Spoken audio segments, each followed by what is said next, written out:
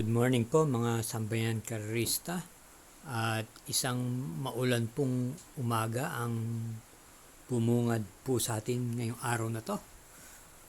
Meron po tayo muling pangarera ngayon July 29, 2026, Wednesday at magsisimula po ng 5:30 ng hapon. 7 pangarera po ang nakahanda at katamtaman lang po ang pagkakarami ng mga magsisilahok. Tayo'y diretso na rin po sa pagbibigay ng giya kaya samahan nyo na rin po ako. Karera numero 1, start po ng winner take all, races 1 to 7, isang class 4, group 42 to 56, group split, distance 1,200 meters. At meron po tayong siyam na kalahok dito. Pampremera po natin dito yung kalahok numero 7, Secret Hideaway, napapatnubayan po ni JL Lazaro. May taglay na tuling at itong mga run takbo niya ay maganda naman po. Parati pong nasa sama-sama may bandang unahan. Medyo kinukulang lang po pero baka po sakali itong araw na to ay magtuloy-tuloy na. Panigundo po natin dito yung imported horse na numero 2, Mystic Jude. Papatnubayan naman po ni PL Cabalejo at panersera po natin dito yung kalahok numero 9, Sky Story, napapatnubayan po ni James Torque. Hindi lang po ganong kaganda ang itinakbo ng nakaraan kung saan siya po ang pinakalyamado. Muli, sa karera numero 1, ang pili po natin, pampremera yung kalahok numero 7, panigundo yung numero 2, at panersera yung numero 9. Karera numero 2, ito naman po ang start ng Pick 6, races 2 to 7. Isang 3-year-old and above maiden race for placers, distance 1,200 meters, 7 entries. Ang pili po natin dito yung nasigunda ng nakaraan, yung numero 4, Imagination. Ito po ipapatnubayan po ni JM Storke, isa pong nirimate. At sa aking pakiwari ay kaya naman po itong grupong to. Kaya naman sisingilin po natin itong numero 4 sa karera numero 2. Karera numero 3. Isang 3-year-old and above maiden race for placers, distance 1,200 meters, start po ng Pick 5, races 3 to 7, meron tayong 7 entries.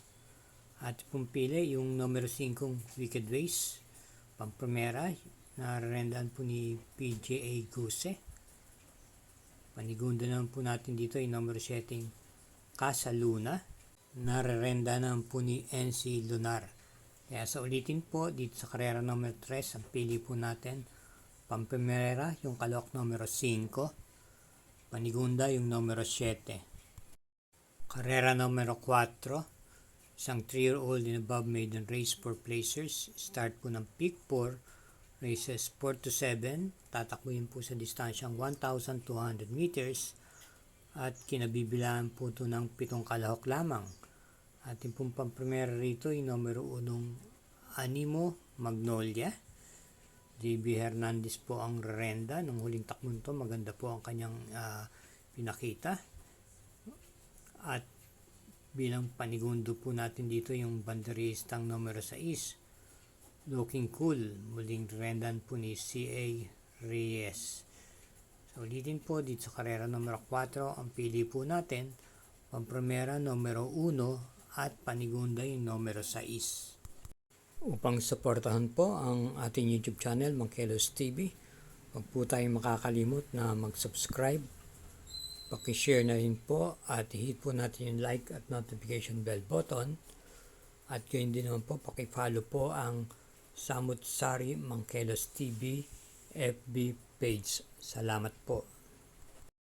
Karera numero 5, ito po ay may distansyang 1,200 meters, isang 3-year-old class 4, group 42 to 56. At ito po ang head-to-head o 1-on-1 event kung saan ang pagpipilian ay yung numero 3 at numero 4. Meron po rito 11 kalahok at pampremera po natin dito yung numero 6, Kankalo King. Ito po gamay naman po ni JT Pabilik. Bilang panigunda natin yung numero 11, Yani Yanalas ni JL Paano. At panersera po natin dito yung numero 10, Ikaw ang Pag-asa Ko na nagagamayan naman po ni si Pienso. Ito po ay mabilis po ito sa arangkadahan.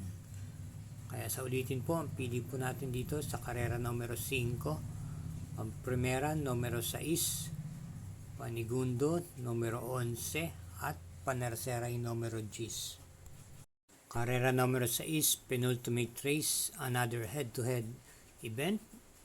Saan ang pipilian po muli natin ay numero 3 at numero 4 at isang class 4 group 40 to 56 group split, distance 1,200 meters, 7 entries.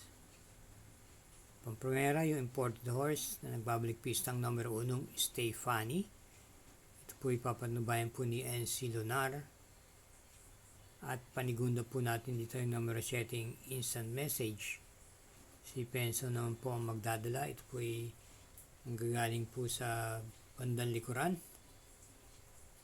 Kaya sa ulitin po, sa karera numero 6, ang pili po natin, pampremera yung kalahok numero 1 at panigundo yung numero 7. Karera numero 7, last daily double.